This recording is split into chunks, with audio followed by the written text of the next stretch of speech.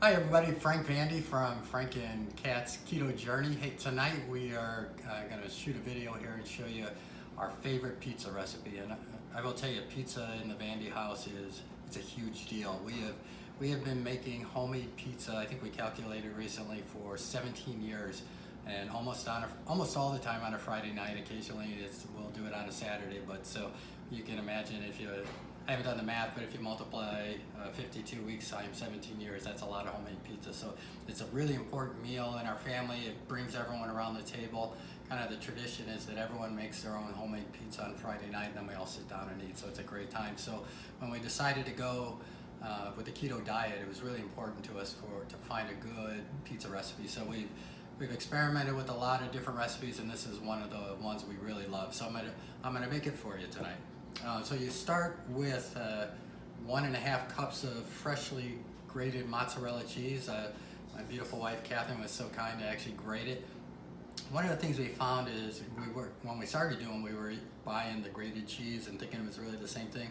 And just go ahead and check that out. You'll find that there's a lot of fillers and a lot of preservatives in that cheese. So we buy fresh mozzarella cheese. We got a little grinder, and it takes a couple minutes just to grind it up, and it really adds a lot of freshness to your pizza. So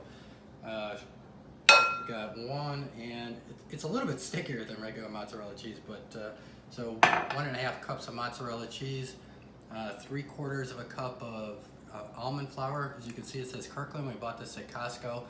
Almond flour tends to be a little bit expensive in the store, so if you can buy it there, you'll save a little bit of money. We'll put that in. This is 2 ounces of fresh cream cheese, full fat. Don't skip on the fat, obviously. 1 raw egg.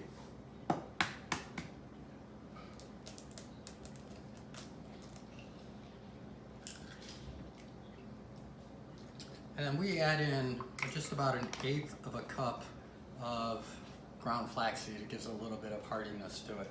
Put that in there. So one of the things that if you look at some of the other recipes that we do a little bit differently, it calls for taking the cream cheese and the mozzarella and put it in the microwave.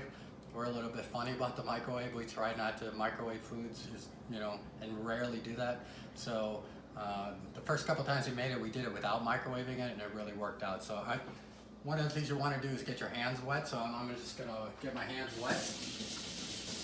It keeps the dough from sticking, and then it's really this is hands in, and you want to just work it until it becomes a nice dough.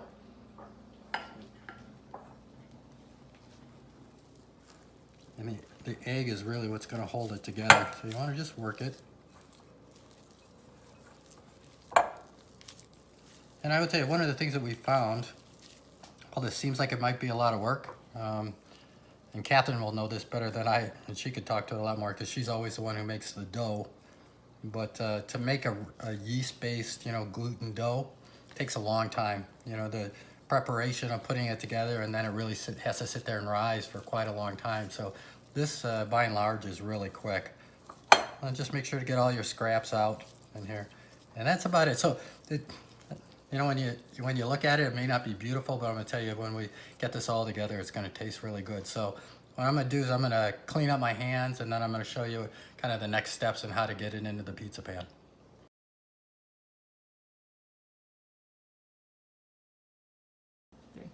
Okay, we're back. So one of our favorite things to make pizza, and we've been doing this, I don't know, probably the last 7 or 8 years, is a cast iron skillet. It works really great.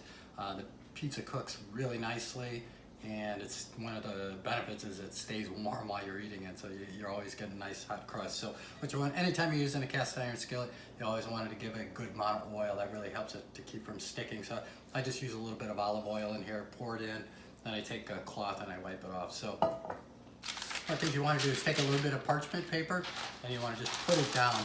And the reason for this is, after we get this spread out, we're going to go ahead and put this in the oven, and we're going to let it bake for a little bit.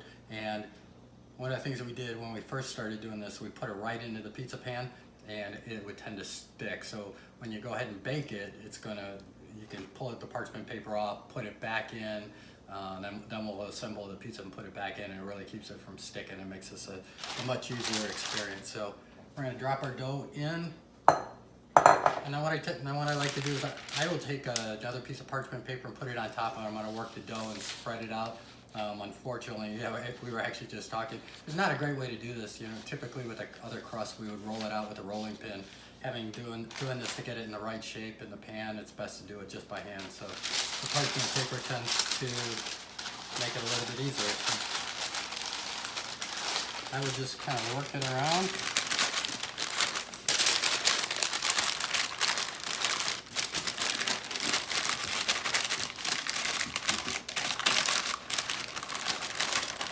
And you can kind of peel the parchment paper back to take a look at it and see if you've got any spots. So it actually looks pretty good. I'll probably work a little bit around the edges a little bit more. Maybe I can make it come up on a little bit of a crust for the side, but that's how you do this. After you get it to exactly where you want it, we're going to put it in the oven. We've got the oven preheating to 450. Cook it for about 7 minutes or so at 450. Then we're going to pull it out of the oven, let it cool just a little bit so we can work with it. We'll take the parchment paper off and put it back in. So I will, once I pull it out of the oven, I'll get back with you.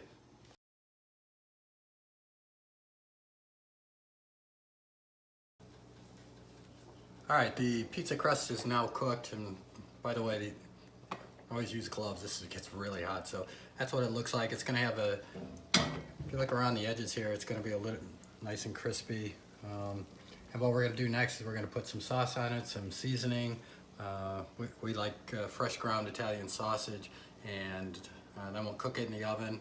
And once we do, we'll get back and I'll show you. So one thing real quick, I think I made the crust a little bit thicker tonight, so it took a little bit longer. This took really about 14 minutes to cook it and get it this way.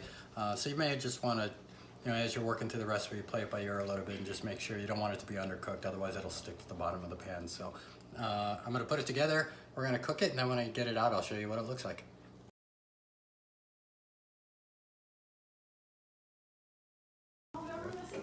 Okay guys, pizza's done.